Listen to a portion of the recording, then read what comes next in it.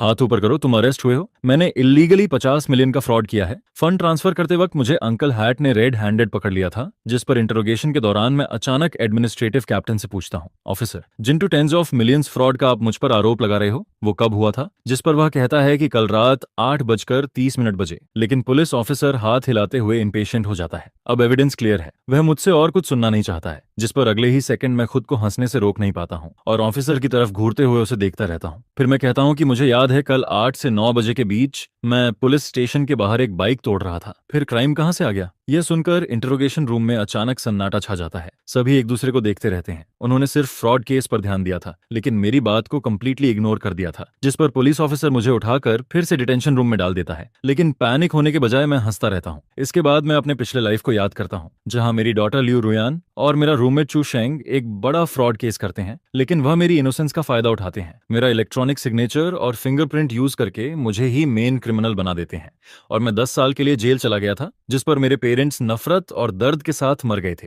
उस समय मैं बस यही सोचता रहा था कि अगर मैं फर्स्ट हियरिंग तक जिंदा रह गया तो फिर से रोशनी देख पाऊंगा, लेकिन ऐसा नहीं हुआ। फर्स्ट हियरिंग के एक दिन पहले ही उन्होंने किसी को भेजकर मुझे मरवा दिया, जिस पर अब जब मैं बाकी बचे हुए करीब 5 घंटे देखता हूँ तो बिना सोचे मैं भागता हुआ बाहर निकलता हूँ, टैक्सी पकड़ता हूँ और सिटी पुलिस स्टेशन के बाहर पहुंच जाता हूँ। फिर मैं रोड के किनारे से एक ब्रिक उठाता हूँ और लाइव ब्रॉडकास्ट शुरू करता हूँ। आज मैं तुम्हें पूरा लाइफ का ब्रिक स्मैशिंग शो दिखाने वाला हूँ। यह कहते हुए मैं ब्रिक्स उठाकर एक सीधी लाइन में खड़ी शेयर्ड बाइक्स को एक एक करके तोड़ना शुरू करता हूँ। एक्शन काफी एग्रेसिव और शॉकिंग होता है, जिस पर कमेंट्स और बैरगे इंस्टेंटली एक्सप्लोड होने लगते हैं। लोग कहते हैं ये ब्लॉगर पागल हो गया है, जल्दी पुलिस को बुलाओ, स्क्रीन पूरी भर जाती है। और कुछ लोग मेरी आइडेंटिटी तक एक्सपोज करने लगते हैं। यह देखकर मैं जोर से हंसता हूँ और भी जोर से बाइसाइकिल्स तोड़ता जाता हूँ, क्योंकि यही इफेक्ट मैं चाहता था। लेकिन जैसे ही मैं 5वीं बाइकल तोड़ने जाता हूँ तभी मेरे कानों में रियल पुलिस सायरन की आवाज आती है, जिस पर मैं तुरंत ब्रिक फेंक देता हूँ और लाइव स्ट्रीम की तरफ मिडिल फिंगर दिखाता हूँ और कहता हूँ, याद रखना, आज 23 अक्टूबर 2023 रात 8 बजे लाओ त्सु शेंगलिन ने फिर क्राइम किया है। इसके बाद 3 पुलिस ऑफिसर्स दौड़ते हुए आते हैं और एक ऑफिसर मेरा मोबाइल छीन लेता है, जिस पर मैं हाथ ऊपर उठाकर कोऑपरेट करता हूँ और जोर से चिल्लाता हूँ कि मैं पागल हूँ। यह सुनकर कई ऑफिसर्स कंफ्यूज हो जाते हैं।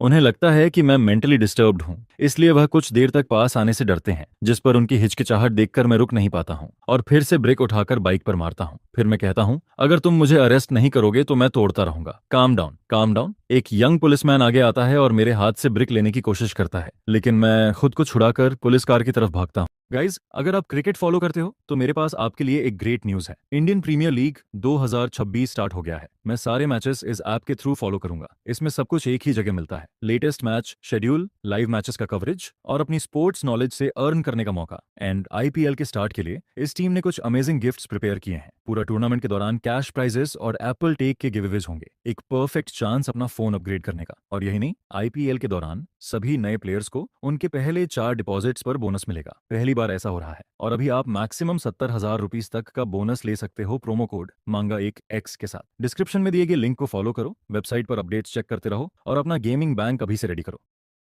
और एक्साइटेड होकर कहता हूं कि मुझे जेल जाना है, मुझे 10 साल के लिए जेल जाना है। ये देखकर कई पुलिस ऑफिसर्स एक दूसरे को देखते हैं, क्योंकि उन्होंने पहली बार इतना कोऑपरेट करने वाला क्रिमिनल देखा है। इसके बाद इंट्रोगेशन रूम में मैं काफी एरोगेंट रहता हूँ। मैं न सिर्फ इंटेंशनली प्रॉपर्टी डैमेज करने की बात मानता हूँ, बल्कि कंपेंसेशन देने से भी मना कर देता हूँ और इंसिस्ट करता हूँ कि मुझे डिटेंशन में रखा जाए, जिस पर एक मिडिल एज पुलिस ऑफिसर मुझे समझाने की कोशिश करता है। लेकिन मैं तुरंत लॉ की लाइन बोल देता हूँ कि कंपनी प्रॉपर्टी को डैमेज करने पर 5 से 10 दिन की डिटेंशन होती है, जिस पर वह चुप हो जाता है। फिर वह पूछता है कि क्या तुम लॉ पढ़ते हो? मैं बस सिर हिला देता हूँ और कुछ नहीं कहता हूँ। इसी बीच मेरे पेरेंट्स मुझे कॉल करते हैं, लेकिन मैं कॉल काट देता हूँ, जिस पर पुलिस मजबूर होकर प्रोसेस फॉलो करती है और मुझे डिटेंशन रूम में भेज देती है। आगे उसी समय मेरे पिछले लाइफ में रुयान और चू शेंग स्कूल के कंप्यूटर रूम में लास्ट फंड ट्रांसफर पूरा कर रहे थे। उन्होंने मेरा स्टूडेंट कार्ड यूज करके डोर एक्सेस लिया था और मेरा फिंगरप्रिंट यूज करके कंप्यूटर अनलॉक किया था। यहाँ तक कि पहले से रिकॉर्ड की गई मेरी वॉइस से ट्रांसफर वेरीफाई किया गया था। सारे एविडेंस मेरे खिलाफ थे, लेकिन अब मैं पुलिस स्टेशन के डिटेंशन सेल में हूँ, जहाँ स्टेट लॉ एनफोर्समेंट मुझे एलीबी दे रही है, जिसे कोई बदल नहीं सकता। फिर मैं हार्ट बेड पर लेट जाता हूँ और सोने की कोशिश करता हूँ, लेकिन अचानक मुझे अपनी माँ की आवाज सुनाई देती है। वह डिटेंशन रूम का दरवाजा खोलकर अंदर आती है और मुझे गले लगा लेती है। उनका शरीर कांप रहा होता है और मेरे डैड सबके सामने झुककर माफी मांगते हैं। पुलिस से कहते हैं कि यह बच्चा शायद किसी स्ट्रेस में है, हम सारे नुकसान की भरपाई करेंगे। यह देखकर मैं उनके चेहरे पर डिस्पेयर और दर्द देखता हूँ और मेरा दिल अंदर से टूटता है, क्योंकि पिछले लाइफ में मेरी वजह से वह कभी सिर उठाकर नहीं जी पाए। मेरे डैड ने घर बेचकर मेरे लिए लॉयर किया था और मेरी माँ रो रो कर अपनी जान दे बैठी थी, जिस पर अब मेरी आंखों में एक फर्म डिसीजन आ जाता है कि इस बार मुझे यहीं रहना है।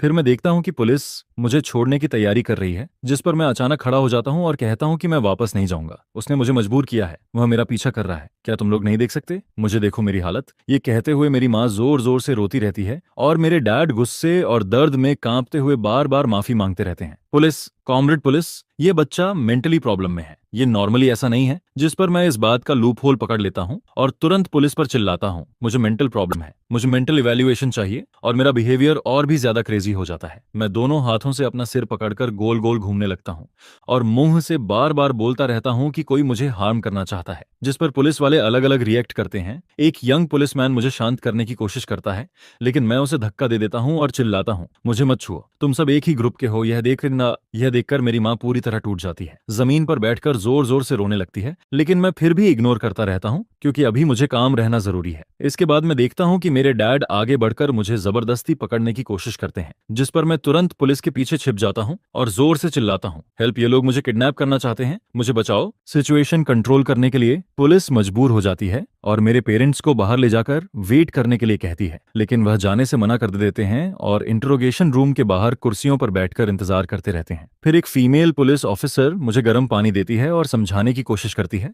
लेकिन मैं ग्लास हटा देता हूं और उसे दूर रहने के लिए कहता हूं, जिस पर पुलिस समझ जाती है कि मुझे समझाना मुश्किल है। तभी अचानक बाहर से मेरी माँ की जोरदार आवाज आती है। वह कहती है, मुझे अंदर आने दो, मैं अपने बेटे से मिलना चाहती हूँ।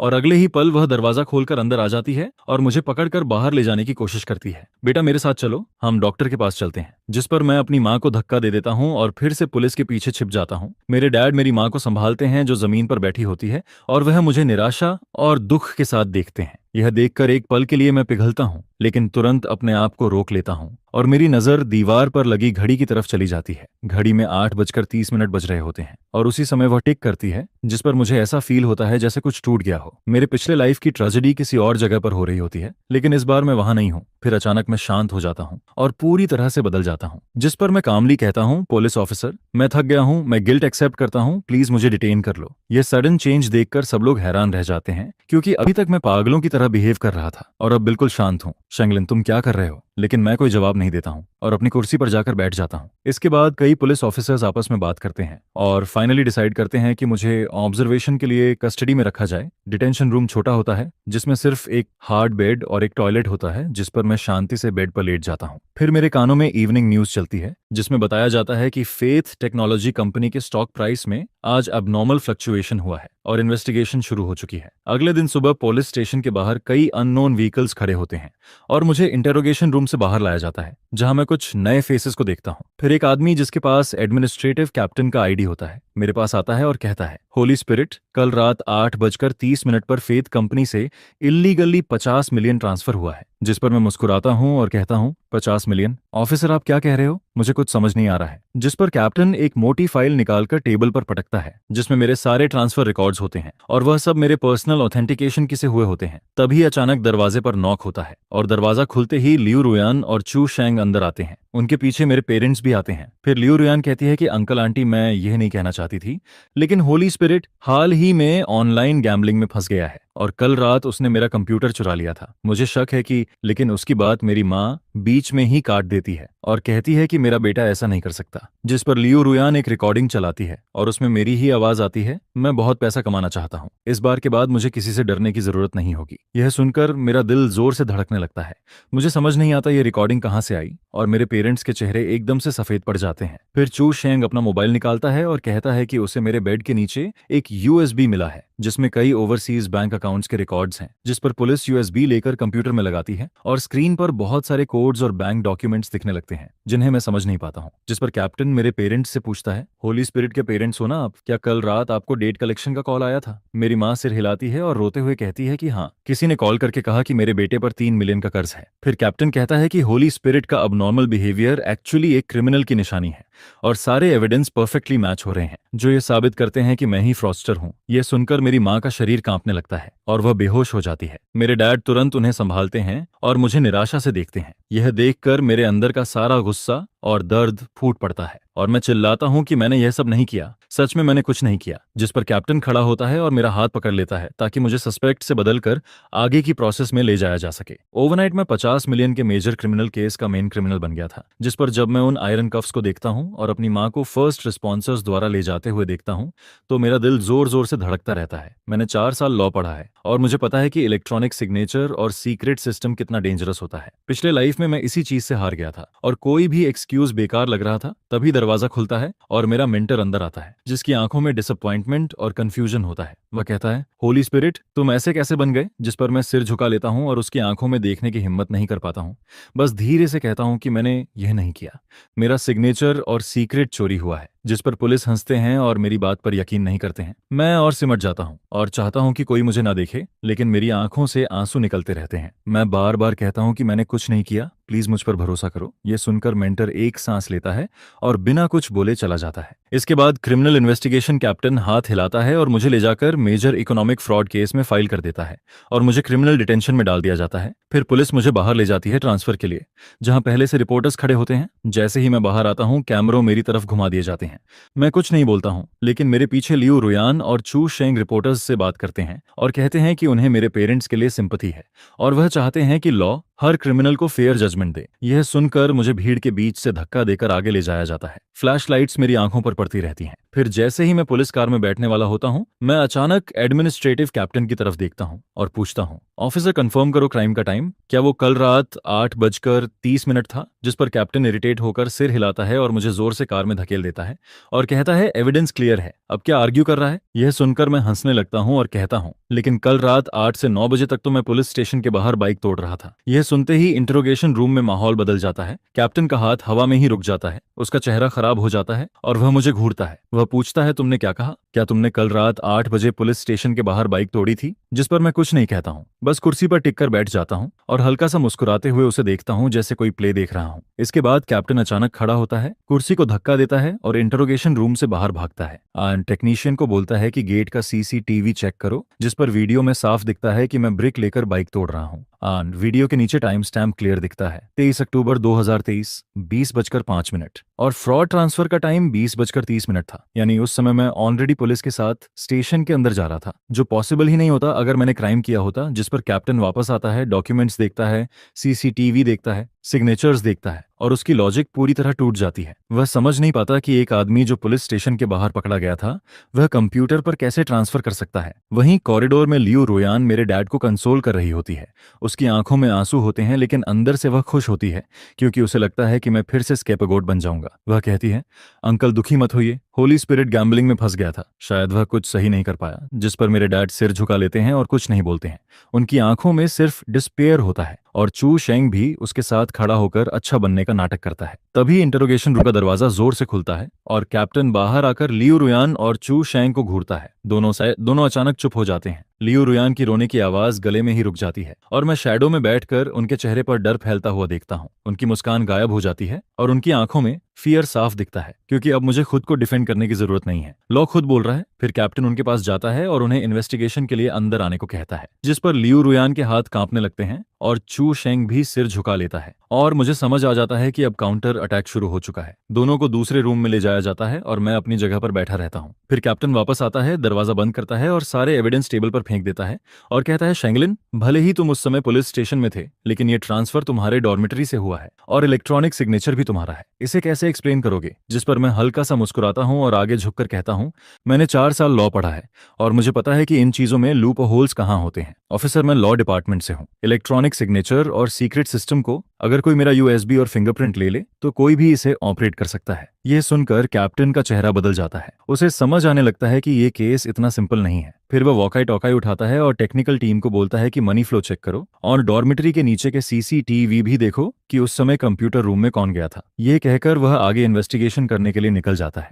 फिर इंटरोगेशन पूरी तरह ठप पड़ जाती है और मैं दीवार के पास रखी स्टोन टेबल को देखते हुए चुपचाप सोचता रहता हूँ। पिछले लाइफ में उन्होंने बस मेरी एब्सेंस का फायदा उठाकर सब कुछ फेक किया था। तभी थोड़ी देर बाद एक पुलिसमैन दरवाजा खोलकर अंदर आता है और कैप्टन के कान में कुछ बोलता है, जिस पर कैप्टन का चेहरा सस्पिशन से बदलकर सीरियस हो जाता है। सर्वेलेंस में दिखता है कि कल रात 8:20 पर एक आदमी हैट पहनकर कंप्यूटर रूम में घुसता है। उसका बॉडी शेप मिलता जुलता है, लेकिन उसके शूज चू शेंग के लिमिटेड एडिशन स्नीकर्स होते हैं। ये देखकर मैं अंदर ही अंदर हंसता हूँ, क्योंकि चू शेंग शो ऑफ करने वाला इंसान है और उसके पास वही एक पेयर है जिसे वो बदलता नहीं है। जिस पर मैं कामली बैठा रहता हूँ और सोचता हूँ कि पुलिस लियू रुयान की दी हुई रिकॉर्डिंग को भी चेक करेगी और एनवायरनमेंट भी मैच करेगी, क्योंकि कल रात 8 बजे मैं पुलिस स्टेशन के बाहर बाइक तोड़ रहा था, जहां बैकग्राउंड में पुलिस सायरन और आवाजें क्लियर थीं और कैप्टन को समझ आने लगता है कि मेरे दिए हुए हर डिटेल दूसरे 2 लोगों पर पॉइंट कर रहे हैं। इसके बाद कैप्टन इंटरोगेशन रूम से बाहर जाता है और हॉलवे में बैठी लियू रुयान के पास पहुंचता है। वह कुछ नहीं बोलता है, बस उसे घूरता रहता है, जिस पर लियू रुयान घबरा जाती है और तुरंत चू शेंग के पीछे छिप जाती है। फिर कैप्टन कहता है, लियू, उस रिकॉर्डिंग के बारे में हमें टेक्निकल जांच करनी है, अपना फोन दो। जिस पर लियू रुयान बहाना बनाती है कि उसका फोन गिर गया है, लेकिन कैप्टन उसकी बात इग्नोर करता है और उसका मोबाइल लेकर टेक्नीशियन को दे देता है। वहीं चू शेंग धीरे से निकलने की कोशिश करता है, लेकिन 2 यंग पुलिसमैन उसे रोक लेते हैं। वह काम बनने की कोशिश करता है, लेकिन उसके माथे पर पसीना साफ दिखता है। वह कहता है, ऑफिसर, हम तो बस टेस्टिफाई करने आए हैं। होली स्पिरिट ने गलत काम किया है, आप उसे चेक करो, हमें क्यों रोक रहे हो? लेकिन कैप्टन उसकी बात नहीं सुनता है और ऑब्जर्वेशन रूम का दरवाजा खोल देता है। फिर मुझे भी बाहर लाया जाता है और हम आमने सामने आते हैं। मैं लियू रुयान की तरफ देखकर मुस्कुराता हूं और कहता हूं, लियू यान, तुमने कहा था कि कल रात 8:30 पर तुम डॉर्मेट्री में सो रही थी, फिर तुम्हारे स्नीकर्स कंप्यूटर रूम में कैसे पहुंचे? यह सुनते ही उसका चेहरा पीला पड़ जाता है और वह चू शेंग की तरफ शॉक में देखती है। तभी टेक्नीशियन भागते हुए आता है और टैबलेट दिखाता है। वह बताता है कि रिकॉर्डिंग फेक है, उसका बैकग्राउंड पुलिस स्टेशन से मैच नहीं करता, और सबसे बड़ी बात यह कि 50 मिलियन में से कुछ पैसा ओवरसीज अकाउंट्स घूमकर लियू रुयान के नाम पर ट्रांसफर होने की कोशिश करता है। यह सुनकर चू शेंग के पैर कांप जाते हैं और वह गिरने ही वाला होता है। वह मुझे घूरता है गुस्से से और लियू रुयान कांपने लगती है। उसकी आंखों से आंसू रुकते नहीं हैं। दूर खड़े मेरे पेरेंट्स यह सब देखकर शॉक में रह जाते हैं और फाइनली समझ जाते हैं कि उनका बेटा फंसाया गया था। इसके बाद कैप्टन डिसाइड करता है कि दोनों को अलग अलग इंट्रोगेट किया जाए। मुझे नेक्स्ट रूम में ले जाया जाता है, जहां से मैं वन वे ग्लास के जरिए सब देखता हूँ। सबसे पहले लियू रुयान टूट जाती है। जैसे ही पुलिस उसके सामने फंड फ्लो का प्रूफ रखते हैं, वह तुरंत सब चू शेंग पर डाल देती है। वह कहती है कि यह सब चू शेंग का प्लान था। उसी ने कहा था कि होली स्पिरिट बेकार है और उसका कोई फ्यूचर नहीं है। उसी ने मुझे कहा था कि उसका सिग्नेचर यूज करके उसे फंसाते हैं। वहीं दूसरी तरफ चू शेंग भी टूटने लगता है। वह बार बार कहता है कि वह सिर्फ हेल्प कर रहा था। मैम, मास्टरमाइंड लियू रुयान है। उसी ने कहा था कि होली स्पिरिट पैसे कमाना चाहता है, इसलिए मैंने कोड लिखा। मुझे नहीं पता था कि यह स्कैम है। ये सब देखकर मैं ग्लास के पीछे खड़ा रहता हूँ और अंदर से सेटिस्फैक्शन फील करता हूँ, क्योंकि पिछले लाइफ में यही दोनों मुझे कोर्ट में फंसा देते हैं और सारे आरोप मुझ पर डाल देते हैं। फिर कैप्टन मेरे पास आता है और मुझे पानी देता है। उसकी नजरों में अब थोड़ा रिस्पेक्ट और डाउट दोनों होता है। वह पूछता है, होली स्पिरिट, अगर तुम्हें पता था कि ये लोग तुम्हें फंसाएंगे तो तुमने पहले पुलिस को क्यों नहीं बताया? जिस पर मैं कहता हूँ, ऑफिसर, अगर मैं पहले बोलता तो आप लोग मुझे पागल समझते, क्रिमिनल समझते और इतनी डिटेल में इन्वेस्टिगेशन नहीं करते। यह सुनकर कैप्टन चुप हो जाता है, क्योंकि उसे समझ आ जाता है कि मैं सही बोल रहा हूँ। अगर मेरे पास वह स्ट्रॉन्ग एलिबी नहीं होता तो शायद मैं अभी तक गिल्टी साबित हो चुका होता। तभी टेक टीम की तरफ से मैसेज आता है कि चू शेंग के कंप्यूटर से ओरिजिनल ट्रांसफर लॉग एंड मेरी आवाज की आई कॉपी मिल गई है, जिससे सारे फेक एविडेंस टूट जाते हैं और चू शेंग विटनेस से सस्पेक्ट बन जाता है। इसके बाद मैं इंट्रोगेशन रूम से बाहर आता हूँ, जहां मेरी माँ दौड़कर मेरे पास आती है। वह जोर जोर से रोती है और मेरे डैड पीछे खड़े होकर अपनी आंखों के आंसू पोंछते रहते हैं। मैं उनकी तरफ हल्का सा नोट करता हूँ, जिस पर सुबह की धूप पुलिस स्टेशन के लॉबी में फैलती है और उसी बीच चू शेंग को हैंडकफ्स लगाकर डिटेंशन सेंटर ले जाया जाता है। जब मैं हॉल से गुजरता हूँ, लियू रुयान मुझे देखती है। उसकी आंखों में प्लीडिंग होती है। वह कहती है, होली स्पिरिट, मुझसे गलती हो गई। हमारे 3 साल के रिलेशनशिप को देख लो, क्या तुम मेरी हेल्प कर सकते हो? जिस पर मैं अपना चेहरा घुमा लेता हूँ और उसकी तरफ देखता भी नहीं हूँ। 3 साल का रिलेशनशिप, जब उसने पिछले लाइफ में मुझे मरवाने के लिए लोगों को भेजा था, तब उसे ये 3 साल याद नहीं आए थे। उसे पता है कि 50 मिलियन का अमाउंट उसे पूरी जिंदगी के लिए अंदर भेज सकता है। फिर भी रिपोर्टर्स अभी तक वहां से नहीं गए होते हैं। पहले ये न्यूज एट मास एक high IQ college student fraud case की थी, लेकिन अब यह बदलकर एक जीनियस लड़के की स्टोरी बन गई है जिसने खुद को बचाया और रियल क्रिमिनल्स को पकड़वा दिया। जिस पर रिपोर्टर्स मुझसे पूछते हैं, मिस्टर होली स्पिरिट, आपने उनकी कॉन्स्पिरेसी कैसे पकड़ी? क्या आपने जानबूझकर एलिबी बनाया था? मैं कैमरा के सामने खड़ा होता हूँ, अपने पेरेंट्स का हाथ पकड़ता हूँ, लेकिन डिटेल्स में कुछ नहीं बताता हूँ। बस हल्की सी स्माइल करता हूँ और कहता हूँ, लॉक कभी किसी अच्छे इंसान के साथ गलत नहीं करता और किसी बुरे इंसान को छोड़ता भी नहीं है। मैंने बस वही किया जो मुझे करना था। इसके बाद कैप्टन मेरे पास आता है और मेरे कंधे पर हाथ रखता है।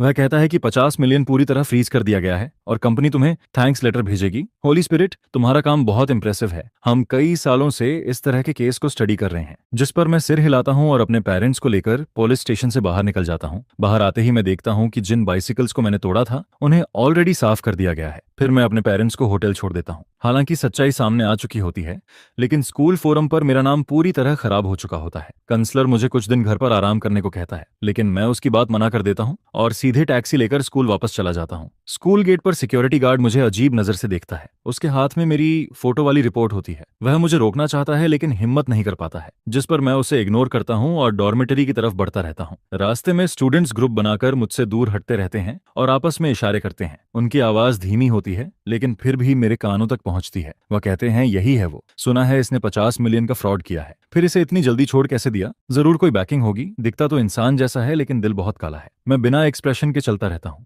क्योंकि यह बातें मेरे पिछले लाइफ के मुकाबले कुछ भी नहीं है। तब तो लोग मुझ पर सड़े हुए अंडे तक फेंकते थे। फिर मैं डॉर्मेट्री के नीचे पहुंचता हूँ और देखता हूँ कुछ लोग सामान बाहर निकाल रहे हैं। यह चू शेंग और लियू रुयान का सामान होता है, जिन्हें स्कूल ने निकाल दिया है। डॉम मैनेजर मुझे देखता है। पहले वह मुझे डांटने वाला होता है, लेकिन जैसे ही उसे मेरे पीछे खड़े प्लेन क्लॉथ्स पुलिसमैन दिखते हैं, वह तुरंत चुप होकर अंदर चला जाता है। जिस पर मैं अपने रूम में वापस आता हूँ, जहाँ सब कुछ बिखरा हुआ होता है। मैं हल्का सा हंसता हूँ और अपना सामान पैक करना शुरू करता हूँ। तभी डॉर्म का दरवाजा खुलता है और कुछ लड़के अंदर आते हैं जो पहले चू शेंग के साथ रहते थे। उनमें से लीडर वांग क्वांग होता है, जिसके हाथ में बास्केटबॉल होता है। वह मुझे प्रोवोके करते हुए कहता है, काफी स्मार्ट खेला तूने। जिस पर मैं अपना काम रोकता हूँ और उसकी तरफ देखता हूँ। ये सब लोग चू शेंग के पैसे पर पलने वाले हैं। मैं कामली कहता हूँ, अगर तुम्हें सच नहीं पता तो पुलिस चीफ स्टेशन जाओ और खुद चेक करो, या फिर अभी पुलिस बुलाकर मुझे अरेस्ट करवा दो। यह सुनकर वांग क्वांग गुस्से में बास्केटबॉल उठाता है जैसे मुझ पर अटैक करेगा, लेकिन पीछे खड़े प्लेन क्लॉथ्स पुलिसमैन खांसते हैं और आगे बढ़ते हैं, जिस पर वांग क्वांग डर जाता है और बॉल उसके हाथ से गिरकर मेरे पैरों तक आ जाती है। फिर मैं बास्केटबॉल पर पैर रखता हूँ और उसकी आंखों में देखता हूँ। मेरी नजर ऐसी होती है जैसे कोई एक बार मर चुका हो। यह देखकर वह पीछे हट जाता है और अपने दोस्तों के साथ वहां से निकल जाता है, जिस पर मैं बॉल को बाहर किक करता हूँ और दरवाजा बंद कर देता हूँ। दोनों प्लेन क्लॉथ्स पुलिसमैन कुर्सी पर बैठ जाते हैं, क्योंकि उन्हें एविडेंस कलेक्ट करना होता है, और मैं बेड के पास ढूंढना शुरू करता हूँ। मुझे पता है पिछले लाइफ से कि चू शेंग इंपॉर्टेंट पासवर्ड्स नोट्स में लिखकर छुपाता था। थोड़ी देर बाद मुझे बेड के पास वॉल के गैप में कुछ हार्ड सा महसूस होता है। मैं निकालता हूँ तो एक छोटा ब्लैक नोटबुक मिलता है, जिसे टेप से चिपकाया गया होता है। मैं उसे खोलने ही वाला होता हूँ कि अचानक डोर जोर से खुलता है। इस बार अंदर स्टूडेंट्स नहीं बल्कि कुछ स्ट्रांग आदमी आते हैं जो ब्लैक सूट और सनग्लासेस पहने होते हैं। उनके लीडर की गर्दन पर स्कार होता है। वह चारों तरफ देखता है और उसकी नजर मेरे हाथ के नोटबुक पर टिक जाती है। फिर वह कहता है, तुम ही होली स्पिरिट हो ना? जो पैसा तुमने हमसे लिया है, अब उसे वापस करने का टाइम आ गया है। जिस पर मैं नोटबुक अपनी पॉकेट में डालता हूँ और खड़ा हो जाता हूँ। पीछे खड़े दोनों प्लेन क्लॉथ्स पुलिसमैन भी अलर्ट हो जाते हैं। उनके हाथ कमर की तरफ जाते हैं और मैं कामली पूछता हूँ, क्या चू शेंग ने तुमसे पैसे लिए थे? कितना? ज्यादा नहीं, 3 मिलियन। उसने कहा था कि तुम ये पैसा जरूर दोगे क्योंकि तुमने अभी अभी बड़ा पैसा कमाया है। ये सुनकर मेरे दिमाग में एक झटका लगता है और मुझे समझ आता है कि चू शेंग सिर्फ मुझे जेल भेजना नहीं चाहता था, उसने मेरे लिए एक और ट्रैप तैयार किया था। उसने मेरे नाम पर बाहर से लोन शार्क से पैसा लिया था और उसे पता था कि वह बच नहीं पाएगा, इसलिए उसने जानबूझकर इन लोगों को मेरी तरफ भेजा ताकि जब तक मैं खुद को क्लियर नहीं कर पाऊं यह डेट मेरे पीछे लगा रहे। जिस पर मैं चुप रहता हूं और सिचुएशन को समझता हूं। फिर पुलिस वाले आगे बढ़ते हैं और कहते हैं, हम पुलिस हैं, अपना लोन कॉन्ट्रैक्ट दिखाओ नहीं तो हमें तुम्हें अभी ले जाना पड़ेगा। यह सुनकर वह आदमी चौंक जाता है। उसे अंदाजा नहीं था कि यहाँ पुलिस भी है। वह मेरी तरफ उंगली दिखाकर कहता है, लड़के, पुलिस तुम्हें कुछ समय के लिए बचा सकती है लेकिन पूरी जिंदगी नहीं। ये पैसा तुम्हें लौटाना ही पड़ेगा। इसके बाद वह लोग चले जाते हैं और मैं तुरंत नोटबुक खोलता हूँ। अंदर जो लिखा होता है उसे देखकर मेरे शरीर में ठंडा पसीना आ जाता है। पता चलता है कि 50 मिलियन वाला फ्रॉड सिर्फ एक कवर था, असली खेल इसके पीछे चल रहा था। चू शेंग और लियू रुयान के पीछे एक बड़ा गैंग होता है जो स्टूडेंट्स की आइडेंटिटी का यूज करके फॉरेन मनी लॉन्ड्रिंग करता है, और मैं उनका आखिरी स्केपगोट था। अगर मैंने कल बाइक नहीं तोड़ी होती तो शायद आज मैं जिंदा भी नहीं होता। यह समझते ही मैं इस गैंग के बारे में और जानने के लिए लाइब्रेरी जाता हूं, जहां सबसे फास्ट नेटवर्क और स्ट्रॉन्ग लीगल डेटाबेस होता है, और दोनों पुलिसमैन मेरे साथ रहते हैं ताकि मेरी सेफ्टी बनी रहे। फिर मैं अपना स्टोरेज नोटबुक खोलता हूं और उसमें दिए कोड के जरिए एक हिडन वेब पेज एक्सेस करता हूं, जो एक एनक्रिप्टेड चैट रूम होता है जिसमें अलग अलग लैंग्वेजेस में चैट्स चल रही होती हैं। मैं तेजी से कीबोर्ड पर टाइपिंग करता हूं और एक टेक्निक से उन अकाउंट्स के लॉगिन एड्रेसेस ट्रेस करने लगता हूं। स्क्रीन पर रेड डॉट्स ब्लिंक करते रहते हैं और फाइनली एक लोकेशन पर रुक जाते हैं, जो स्कूल के पीछे वाली स्ट्रीट का इंटरनेट कैफे होता है जहां स्टूडेंट्स अक्सर जाते हैं। लेकिन जैसे ही मैं और डीप जाने की कोशिश करता हूं, अचानक स्क्रीन ब्लैक हो जाती है और लाल रंग में लिखा आता है, यू क्रॉस्ड द लाइन। यह देखकर मैं तुरंत पावर अनप्लग कर देता हूं। मेरा दिल तेजी से धड़कता है क्योंकि सामने वाला मुझे ट्रेस कर चुका है। इसका मतलब उस गैंग में एक्सपर्ट लोग हैं और शायद वह स्कूल के आसपास ही मुझे वॉच कर रहे हैं। फिर मैं पुलिस के साथ लाइब्रेरी से बाहर आता हूं। तब तक रात हो चुकी होती है, स्ट्रीट लाइट्स डिम होती हैं और मैं डॉर्मेटरी की तरफ जा रहा होता हूं। तभी मुझे लगता है कि कोई पीछे से मुझे देख रहा है। जब मैं एक सुनसान जगह पर पहुंचता हूं तो एक शैडो तेजी से निकलती है, जिस पर पुलिस तुरंत उसके पीछे दौड़ते हैं और मुझे वहीं रुकने को कहते हैं। मैं स्ट्रीट लाइट के नीचे खड़ा रहता हूं और नोटबुक को कसकर पकड़ता हूं। तभी मेरा फोन बजता है। अननोन नंबर होता है। मैं उठाता हूं तो दूसरी तरफ से लियू रुयान की रोती हुई आवाज आती है। वह कहती है, होली स्पिरिट मुझे बचाओ, ये लोग मुझे मार देंगे। पीछे से दरवाजे पर जोर जोर से मारने की आवाज आती है। मैं चौंक जाता हूं और पूछता हूं, तुम तो डिटेंशन सेंटर में थी, तुम मुझे कैसे कॉल कर रही हो? तुम कहाँ हो? क्या तुम पुलिस स्टेशन में नहीं हो? जिस पर वह घबराकर कहती है कि मुझे रास्ते में ही किसी ने उठा लिया, वह लोग खतरनाक हैं, वह तुम्हारे पास भी आ सकते हैं। इतना कहकर अचानक कॉल कट जाती है और सिर्फ बीप की आवाज रह जाती है। मैं खाली रास्ते को देखता हूं और समझ जाता हूं कि यह एक ट्रैप है। उन्होंने जानबूझकर लियू रुयान से मुझे कॉल करवाया ताकि मैं बाहर निकलूं, जिस पर मैं इधर उधर भागने के बजाय तुरंत कैप्टन को कॉल करता हूं और उसे सब बताता हूं कि केस अब और डेंजरस हो गया है। फिर करीब आधे घंटे बाद मैं वापस पुलिस स्टेशन पहुंचता हूं। कैप्टन मेरे दे नोटबुक को देखता है और उसका चेहरा गंभीर हो जाता है। वह कहता है, चू शेंग मर चुका है। डिटेंशन सेंटर से खबर आई है कि उसे अचानक हार्ट अटैक आया, लेकिन मुझे पता होता है कि यह एक्सीडेंट नहीं है, उसे चुप कराने के लिए मारा गया है। फिर मैं कैप्टन को लियू रुयान की कॉल के बारे में बताता हूं और कहता हूं कि यह ट्रैप हो सकता है, जिस पर कैप्टन तुरंत एक्शन लेता है और पुलिस टीम को डिप्लॉय करता है और बैक स्ट्रीट इंटरनेट कैफे की जांच शुरू करता है। इसके बाद मैं खुद बेट बनने का ऑफर देता हूं। मैं कहता हूं कि उन्हें यह नोटबुक चाहिए। अगर मैं इंटरनेट कैफे में जाऊंगा तो वह जरूर सामने आएंगे। कैप्टन थोड़ी देर सोचता है और आखिर में मान जाता है। फिर वह मुझे बुलेट प्रूफ वेस्ट पहनाता है और मेरे शरीर पर मिनी लोकेटर और मॉनिटर लगा देता है। रात के करीब 11 बजे मैं अकेले उस इंटरनेट कैफे में जाता हूं, जहां स्मोक और कीबोर्ड की आवाज भरी होती है। मैं एक कोने में बैठता हूं और नोटबुक को जानबूझकर टेबल पर साफ दिखने वाली जगह पर रख देता हूं और गेम खेलने का नाटक करता हूं, लेकिन मेरी नजर आसपास के लोगों पर होती है। तभी मेरे पीछे एक आदमी हुडी पहनकर बैठा होता है। वह सिस्टम ऑन नहीं करता है, बस फोन चलाता रहता है। करीब 10 मिनट बाद वह उठता है और वॉशरूम की तरफ जाता है और मेरे पास से गुजरते हुए एक पेपर मेरे कीबोर्ड पर गिरा देता है। मैं पेपर उठाकर देखता हूं। उसमें लिखा होता है कि अगर लियू रुयान को बचाना है तो पीछे वाले दरवाजे पर आओ। यह पढ़कर मैं गहरी सांस लेता हूं और नोटबुक को उठाता हूं। मैं बैक डोर की तरफ चलता हूं, जिस पर कैप्टन की आवाज मॉनिटर से आती रहती है। वह मुझे काम रहने को कहता है और बताता है कि पुलिस आसपास ही है। जैसे ही मैं डोर खोलता हूं, सामने एक गंदी सी एली होती है जिसमें हर तरफ सामान बिखरा होता है। अंदर एक ब्लैक वैन खड़ी होती है। चारों तरफ अंधेरा होता है। वैन का डोर खुलता है और एक मास्केड आदमी हाथ बढ़ाता है, जैसे मुझसे नोटबुक लेने वाला हो। जिस पर मैं पूछता हूँ, लियू रुयान कहाँ है? मैं उसे देखना चाहता हूँ। वह आदमी थोड़ा साइड होता है और मुझे अंदर लियू रुयान बंधी हुई दिखती है। उसके मुंह में कपड़ा ठूंसा होता है और उसकी आंखों में डर भरा होता है। जैसे ही मैं आगे बढ़ने वाला होता हूँ, तभी अचानक कई मोटरसाइकिल्स तेजी से एली में घुसती हैं और सीधा मेरी तरफ अटैक करती हैं। उनकी आवाज मेरे कानों में गूंजती है, जिस पर मैं तुरंत साइड में कूदता हूँ और कचरे के पीछे रोल हो जाता हूँ। तभी शैडो से 2 पुलिसमैन निकलते हैं और बाइकर्स से लड़ने लगते हैं। एली में अचानक केओस फैल जाता है। यह देखकर वैन वाला ड्राइवर तुरंत इंजन स्टार्ट करता है। टायर्स जमीन पर घिसते हैं और वैन तेजी से भागने लगती है, जिस पर मैं दौड़कर वैन के पीछे पहुंचता हूं और उसका डोर पकड़ लेता हूं। डोर लॉक्ड नहीं होता है। मैं आधा बॉडी अंदर डाल देता हूं। तभी अंदर बैठा आदमी मुझे चेस्ट पर किक मारता है। लकीली बॉडी आर्मर होने की वजह से मैं गिरता नहीं हूं। फिर मैं एक हाथ से सीट पकड़ता हूं और दूसरे हाथ से लियू रुयान को छुड़ाने की कोशिश करता हूं। वन तेज स्पीड में हिलती हुई नैरो स्ट्रीट में कई स्टॉल्स तोड़ती जाती है। लियू रुयान मुझे डर के साथ देखती है और रोती रहती है। मैं ब्लेड निकालकर उसकी रोप काटता हूं और जोर से चिल्लाता हूं, जल्दी जंप करो, लेकिन डर की वजह से वह हिल भी नहीं पाती है। तभी मास्केड आदमी स्विच ब्लेड निकालता है और मुझ पर अटैक करता है। मैं साइड में हटकर उसे पंच मारता हूं। छोटी जगह होने की वजह से हम दोनों लड़ते रहते हैं। तभी पीछे से पुलिस सायरन की आवाज आती है। कई पुलिस कार्स वैन का पीछा करती हैं और उसे रोकने की कोशिश करती हैं, लेकिन ड्राइवर पागल होता है। वह स्पीड कम करने के बजाय सामने टकरा जाता है। इम्पैक्ट के समय मैं लियू रुयान को पकड़कर उसका सिर प्रोटेक्ट करता हूँ। जोरदार झटका लगता है और ग्लास टूटकर गिरता है। वैन पलट जाती है। मेरी आंखों के सामने सब घूमता है। कानों में सिर्फ आवाजें आती हैं। मैं धीरे से आंख खोलता हूँ और देखता हूँ मास्क्ड आदमी ब्रोकन विंडो से बाहर निकल रहा है। उसके हाथ में मेरा ब्लैक नोटबुक होता है, जो सबसे इंपॉर्टेंट क्लू है। मैं दर्द सहते हुए उसका पैर पकड़ लेता हूँ। वह मुड़कर गुस्से से मुझे देखता है और स्टोन उठाकर मेरे सिर पर मारने जाता है, लेकिन तभी कैप्टन की गन चलती है। बुलेट उसके हाथ को छूती है और स्टोन नीचे गिर जाता है। पुलिस तुरंत उसे पकड़ लेती है। मैं अभी भी नोटबुक पकड़े रहता हूँ। जब तक पुलिस मुझे बाहर नहीं निकालती है, लियू रुयान पास में पड़ी रोती रहती है क्योंकि उसने सीट बेल्ट नहीं पहनी होती है। फिर मुझे हॉस्पिटल ले जाया जाता है। मेरे शरीर पर चोटें होती हैं, लेकिन मैं कॉन्शियस रहता हूँ। डॉक्टर इलाज करते हैं और मैं नोटबुक कैप्टन को दे देता हूँ। उसमें उनके सारे ट्रांजैक्शन रिकॉर्ड्स होते हैं और बैक स्ट्रीट इंटरनेट कैफे का कनेक्शन भी होता है। ये देखकर कैप्टन सीरियस हो जाता है।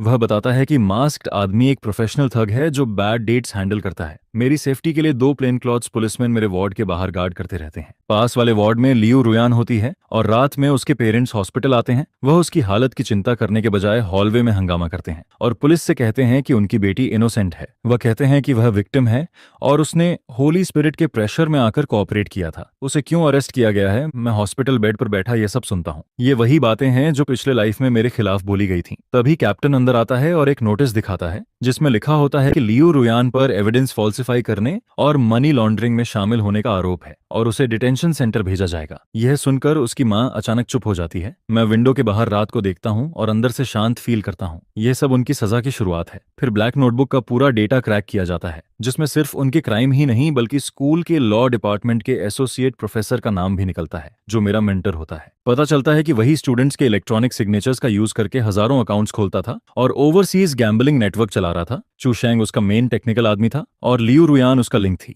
यह खबर जैसे ही स्कूल में पहुंचती है, पूरा माहौल बदल जाता है। जो स्टूडेंट्स पहले मुझे बुरा कह रहे थे, वह पूरी तरह चुप हो जाते हैं और सबको असली सच्चाई समझ आने लगती है। जिन लोगों ने मुझे पहले डांटा था, वह सब इस समय चुप हो जाते हैं और स्कूल तुरंत इमरजेंसी मीटिंग बुलाता है। मेरी चोटों की वजह से मैं फिजिकली नहीं जा पाता हूँ, इसलिए वीडियो कॉल के जरिए मीटिंग ज्वाइन करता हूँ। कॉन्फ्रेंस रूम में मेंटर बीच में बैठा होता है। उसका चेहरा पीला होता है, लेकिन वह खुद को स्ट्रांग दिखाने की कोशिश करता है। वह कहता है कि उसे इन अकाउंट्स के बारे में कुछ नहीं पता। शायद किसी स्टूडेंट ने उसकी आइडेंटिटी मिसयूज की है। जिस पर मैं स्क्रीन पर उसे देखता हूँ और सीधे नोटबुक से रिकॉर्ड किया हुआ ऑडियो चला देता हूँ। उस रिकॉर्डिंग में वह खुद चू शेंग को इंस्ट्रक्शंस दे रहा होता है।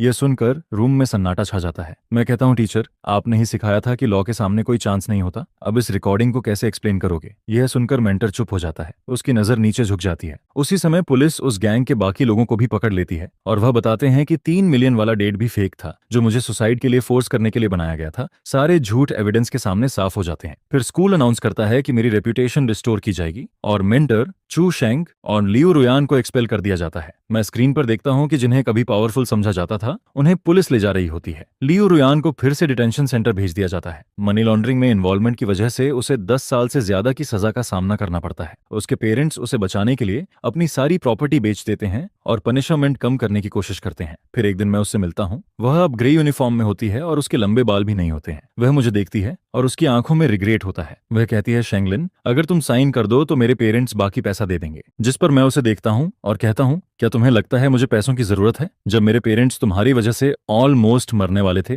तब तुमने ये नहीं सोचा। फिर मैं उसके सामने प्रूफ रखता हूँ जिसमें उसके और चू शेंग के चैट्स होते हैं। मैं कहता हूँ, तुमने कभी मुझे प्यार नहीं किया, तुम सिर्फ पैसे से प्यार करती थी। यह सच अब साफ दिख रहा है। यह सुनकर लियू रुयान कांपने लगती है और उसे समझ आ जाता है कि उसका आखिरी सहारा भी खत्म हो गया है। फिर मैं साफ मना कर देता हूँ कि मैं कोई सेटलमेंट साइन नहीं करूंगा। इसके बाद मुझे बैंक से कॉल आता है कि लियू फैमिली के अकाउंट्स फ्रीज कर दिए गए हैं इलीगल फंड रेजिंग के शक में, और उनकी सारी प्रॉपर्टी भी फ्रीज हो जाती है। जो लोग पहले रिस्पेक्टेबल बिजनेसमैन थे, अब लोग उन्हें भी सस्पेक्ट की नजर से देखते हैं।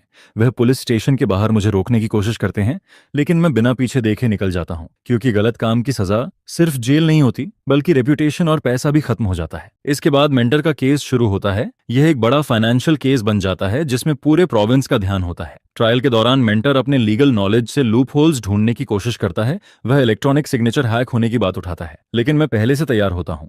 मैं स्टोरेज नोटबुक के कोड से हर फंड ट्रांसफर का रियल पार्ट निकाल देता हूँ और वह सीधे मेंटर के ऑफिस के आईपी तक जाता है। यह देखकर उसकी सारी डिफेंस टूट जाती है। कैप्टन उसके सामने एविडेंस रखता है और वह अपनी कुर्सी पर ढह जाता है। उसका पूरा प्लान खत्म हो जाता है और कैप्टन कहता है कि तुम्हारी पूरी लाइफ लॉ में गई, लेकिन अंत में तुमने उसे तोड़ने की कोशिश की। फिर यह भी सामने आता है कि उसके रिसर्च पेपर्स भी फेक थे जो उसने स्टूडेंट्स का फायदा उठाकर बनाए थे। उसकी पूरी रेपुटेशन खत्म हो जाती है और कोर्ट में मैं खड़ा होकर उसे ले जाते हुए देखता हूँ। जब वह मेरे पास से गुजरता है तो धीरे से पूछता है, क्यों किया तुमने ये सब? जिस पर मैं कहता हूँ, टीचर, ये आखिरी लेसन है जो आपने सिखाया था, लॉ तोड़ोगे तो सजा मिलेगी। इसके बाद मैं कोर्ट रूम से बाहर आता हूँ। बाहर तेज धूप होती है। मेरे पेरेंट्स गेट पर खड़े होते हैं। अब वह सिर उठाकर चल पाते हैं और उन्हें अब कोई नीचा नहीं दिखाता है। मैं ब्लैक नोटबुक पुलिस को दे देता हूँ ताकि उसके सारे सीक्रेट्स खत्म कर दिए जाएं। उसका काम पूरा हो चुका होता है, लेकिन मुझे पता है कि यह कहानी खत्म नहीं हुई है। मनी लॉन्ड्रिंग गैंग अभी भी पूरी तरह खत्म नहीं हुआ है। उन्होंने 50 मिलियन और अपने लोग खो दिए हैं और वह इतनी आसानी से हार नहीं मानेंगे। यह सोचकर मुझे अंदर से एक खतरा महसूस होता है। फिर एक रात मैं लाइब्रेरी से निकलता हूँ।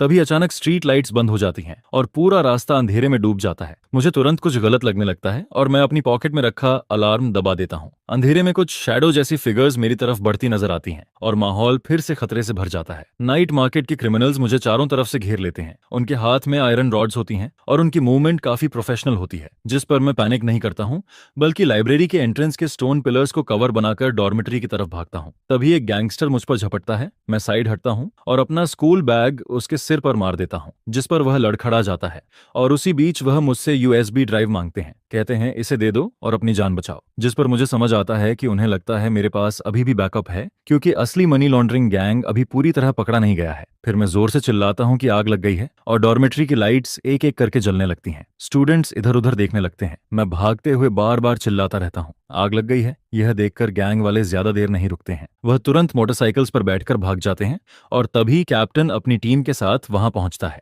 ग्राउंड पर सिर्फ एक बैज मिलता है, जिस पर एक अजीब सा सिंबल बना होता है।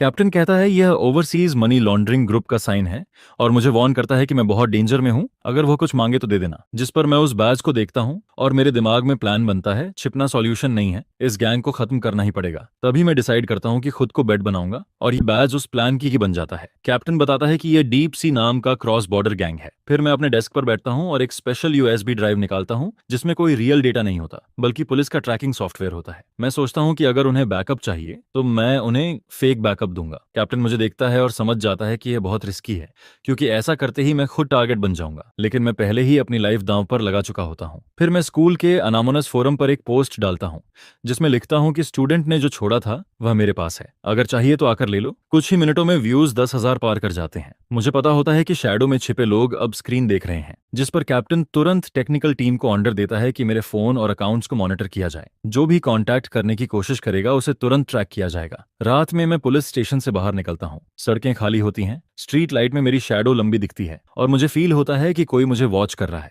जैसे कोई पॉइजनस स्नेक नजर रख रहा हो। फिर मैं डॉर्मेटरी लौटता हूँ और जानबूझकर कर्टन्स खोल देता हूँ ताकि बाहर वाले मुझे कंप्यूटर पर काम करते हुए देख सकें। थोड़ी देर बाद मेरे इनबॉक्स में एक अननोन मेल आता है। उसमें लिखा होता है कि कल दोपहर 3 बजे डाउनटाउन लाइब्रेरी के टॉप फ्लोर कैफे में मिलो। ये जगह भीड़ वाली होती है जो परफेक्ट कवर देती है, लेकिन कंट्रोल करना मुश्किल होता है। अगले दिन मैं वहां पहुंचता हूँ, विंडो के पास बैठता हूँ, सामने कोल्ड ड्रिंक रखता हूँ, टेबल पर USB रखता हूँ जो सनलाइट में चमकती है। कैफे में शांति होती है, बस कभी कभी पेजेस पलटने की आवाज आती है। कैप्टन और कुछ प्लेन क्लॉथ्स पुलिस अलग अलग जगह बैठकर नजर रखते हैं, कोई स्टूडेंट बनकर, कोई स्टाफ बनकर। तभी एक मिडिल एजेड आदमी डार्क ब्लू सूट में आता है और मेरे सामने बैठ जाता है। उसके हाथ में एक मोटी लॉ बुक होती है। वह दिखने में क्लासी लगता है, लेकिन उसका बिहेवियर उसकी असली आइडेंटिटी दिखाता है। वह धीरे से कहता है कि जो चीज तुम्हारे पास है वह हमें दे दो। जिस पर मैं कहता हूँ कि पहले मैं तुम्हारे बॉस से मिलना चाहता हूँ। वह कॉफी पीते हुए चारों तरफ देखता है, जैसे चेक कर रहा हो कि कोई ट्रैप तो नहीं है। फिर कहता है बॉस बिजी है, पहले चीज कंफर्म होगी फिर पैसे मिलेंगे। वह कहता है 30 मिलियन तुम्हारे अकाउंट में डाल दिए जाएंगे, जिससे तुम्हारी पूरी जिंदगी सिक्योर हो जाएगी। जिस पर मैं जानबूझकर ग्रीडी बनता हूं और कहता हूं 30 मिलियन कम है। चू शेंग ने कहा था इसकी कीमत 500 मिलियन है। यह सुनकर उसका चेहरा ठंडा हो जाता है। वह कप नीचे रखता है, आगे झुककर धीरे से कहता है कि कुछ पैसे जान देकर ही मिलते हैं। और तभी उसका फोन वाइब्रेट करता है, जिस पर वह एक नजर डालता है। मैसेज। उसका फेस थोड़ा चेंज होता है, जिस पर वो खड़ा हो जाता है। USB फ्लैश ड्राइव लेने के बजाय मैं एक बिजनेस कार्ड छोड़ देता हूँ और कहता हूँ कि आज शाम 8 बजे इस एड्रेस पर आना जहां बॉस तुम्हें पर्सनली मिलना चाहता है। जिस पर उस बिजनेस कार्ड पर दिया हुआ एड्रेस सिटी का सबसे लग्जूरियस प्राइवेट क्लब होता है जिसका नाम जेंटिंग क्लब है, जहां बड़े बड़े सेलिब्रिटीज आते जाते रहते हैं और सिक्योरिटी इतनी टाइट होती है कि यहाँ बिना परमिशन के कोई अंदर नहीं जा सकता। फिर मैं 3 सिक्योरिटी चेक्स क्रॉस करता हूँ और जिसके बाद मुझे टॉप फ्लोर के एग्जीक्यूटिव लाउंज में ले जाया जाता है जो बेहद लग्जूरियस होता है, जहां ये huge floor to ceiling windows से पूरी सिटी का नाइट व्यू दिखता रहता है। जिस पर एक बूढ़ा आदमी लेदर सोफा पर बैठा होता है, उसकी बैक मेरी तरफ होती है और उसके हाथ में सिगार होता है जिसका स्मोक धीरे धीरे हवा में फैलता रहता है और एक मिडिल एज्ड आदमी साइड में रिस्पेक्टफुली खड़ा रहता है। फिर मैं डीप ब्रेथ लेता हूं और आगे बढ़ता हूं जिस पर कैप्टन मुझे सीवे के करंट सिचुएशन के बारे में सिग्नल देता है और बताता है कि उन्होंने नीचे शैंग लिन को ऑनरेडी सराउंड कर लिया है। जिस पर वो बूढ़ा आदमी बोलता है, क्या तुम्हें पता है तुमने हमारे प्लान का कितना नुकसान किया है? 50 मिलियन तो बस एक छोटा सा हिस्सा है। जिस पर वो बूढ़ा आदमी टर्न करता है और मैं शॉक्ड रह जाता हूँ क्योंकि वो कोई और नहीं बल्कि स्कूल का ऑनरी फाइटर लिन वानसन निकलता है जो लेक्चर्स में मॉरलिटी और लॉ की बातें करता रहता है। जिस पर लिन वानसन हल्का सा स्माइल करता है। उसका स्माइल बाहर से बहुत काइंड लगता है लेकिन अंदर से क्रीपी फील होता है और वो अपना हाथ आगे बढ़ाता है और कहता है एमनेशिया। फिर मैं यूएसबी ड्राइव उसे दे देता हूँ जिस पर वो कहता है कि लॉ बस स्ट्रांग लोगों का टूल होता है जिससे वो वीक लोगों को कंट्रोल करते हैं और तुम एक स्मार्ट पर्सन हो, तुम्हें समझना चाहिए कि फ्यूचर किसके साथ है। जिस पर मैं उसे देखता हूँ और मेरे दिल में गुस्सा भर जाता है क्योंकि पिछले लाइफ में मुझे इसी तरह के लोगों ने हेल में धकेल दिया था और फिर जब मैं यूजलेस हो गया था तो मुझे एक बीस्ट की तरह खत्म कर दिया गया। यह सुनकर लिन वानसन का स्माइल गायब हो जाता है और वो अपना हाथ वेव करता है जिस पर आसपास के साइड डोरस अचानक खुल जाते हैं और 4-5 ब्लैक कपड़ों वाले बॉडीगार्ड्स मुझे सराउंड कर लेते हैं और वो कहता है कि लगता है तुम कोनापरेट करने का प्लान नहीं कर रहे हो। जिस पर बॉडीगार्ड्स मुझ पर अटैक करने दौड़ते हैं और मैं अचानक सामने रखी मार्बल टी टेबल को पलट देता हूं जिससे एक लाउड आवाज होती है और वही आवाज सिग्नल बन जाती है। जिस पर लाउंज का टेम्पर्ड ग्लास इंस्टेंटली टूट जाता है और कई स्वॉट ऑफिसर्स रोप के सहारे अंदर उतरते हैं और गन फायर से बॉडीगार्ड्स को सप्रेस करते रहते हैं। फिर कैप्टन फायर एस्केप से अपनी टीम के साथ अंदर घुसता है और पूरा सीन केओस में बदल जाता है जहां स्क्रीम्स और गन शॉट्स एक साथ गूंजते रहते हैं। जिस पर लिन वानसन अभी भी सोफा पर कामली बैठा रहता है। उसका एक्सप्रेशन बिल्कुल काम होता है और वो अपने हाथ का सिगार भी कैजुअली बुझा देता है और कहता है, ऑफिसर मैं तो बस अपने स्टूडेंट से बात कर रहा था, ये बॉडीगार्ड्स प्राइवेट हायर्ड हैं, सब प्रोसीजर्स लीगल हैं, तो तुम लोग ऐसे अंदर क्यों घुस आए? जिस पर वो मिडिल एज्ड आदमी मौका देखकर साइड डोर से भागने की कोशिश करता है लेकिन मैं तुरंत आगे बढ़कर उसे स्वॉर्ड से शोल्डर पर मारकर जमीन पर गिरा देता हूं। फिर मैं बोलता हूं, डायरेक्टर लिंशन क्या आपको ऐसे जैमिंग सिग्नल वाले डिवाइस की जरूरत है? और मैं टी टेबल के नीचे से एक छोटा ब्लैक बॉक्स निकालता हूं जो उनका सिग्नल ब्लॉकर होता है। जिस पर मैं बताता हूं कि उन्होंने ये अरेंज तो किया था लेकिन उन्हें ये नहीं पता था कि कैप्टन की technical team latest quantum encryption communication use करती है। फिर कैप्टन आगे बढ़ता है और लिन वानसन के सामने अरेस्ट वारंट दिखाता है और कहता है कि लिन वानसन पर cross border money laundering organise करने का शक है, अब आपको ब्यूरो चलकर इन्वेस्टिगेशन में कोऑपरेट करना होगा। जिस पर लिन वानसन खड़ा होता है और अपने सूट का कॉलर ठीक करता है। फिर वो मुझे देखता है, उसकी आंखों में एक अजीब सा शाइन होता है और वो कहता है, सेरिन तुम्हें लगता है मुझे पकड़कर सब खत्म हो जाएगा? ये तो बस आइसबर्ग का छोटा सा हिस्सा है। फिर उसे हैंडकफ लगाकर बाहर ले जाया जाता है जहां बाहर रिपोर्टर्स पहले से मौजूद होते हैं और वो जो पहले फिलैंथ्रोपिस्ट था अब माइक्रोलाइट में काफी एम्बैरेस्ड दिखता है। जिस पर मैं उसे पुलिस कार में बैठते हुए देखता हूं लेकिन मेरा दिल जरा भी रिलैक्स नहीं करता है क्योंकि कैप्टन मुझे क्वाइटली बताता है कि लिन वानसन के कंप्यूटर के सारे ट्रांजैक्शन रिकॉर्ड्स 5 मिनट पहले ऑटोमेटिकली डिस्ट्रॉय हो गए। जिस पर लिन वानसन एक शब्द भी नहीं बोलता है लेकिन उसका लीगल टीम कॉरिडोर में भर जाता है और हर एक लॉयर अपने फील्ड का टॉप होता है। फिर टेक्निकल टीम भी टेंशन में आ जाती है क्योंकि लिन वानसन का hard drive military grade physical destruction device use करता है और अगर इसे फोर्स से क्रैक किया जाए तो डेटा खुद ही डिस्ट्रॉय हो जाता है। ये ओल्ड फॉक्स बहुत कोशियस है। जिस पर कैप्टन कहता है कि डायरेक्ट एविडेंस नहीं है, हम इसे ज्यादा से ज्यादा 48 घंटे तक ही होल्ड कर सकते हैं। फिर मैं इंटरोगेशन रूम के बाहर वन वे ग्लास के सामने खड़ा रहता हूँ और लिन वानसन जैसे जानता है कि मैं उसे देख रहा हूँ और वो ग्लास की तरफ देखकर एक स्ट्रेंज स्माइल देता है। जिस पर मुझे अचानक याद आता है कि चू शेंग की नोटबुक में एक इनकॉन्स्पिक्यूअस नंबर लाइन थी जो कोऑर्डिनेट और डेट जैसी लगती थी। फिर मैं तुरंत वापस रूम में भागता हूँ और नोटबुक की कॉपी निकालता हूँ जिसमें लिखा होता है 2023-1024 जो कि कल की डेट होती है और उसके बाद 2 वर्ड्स लिखे होते हैं, सेट सेल।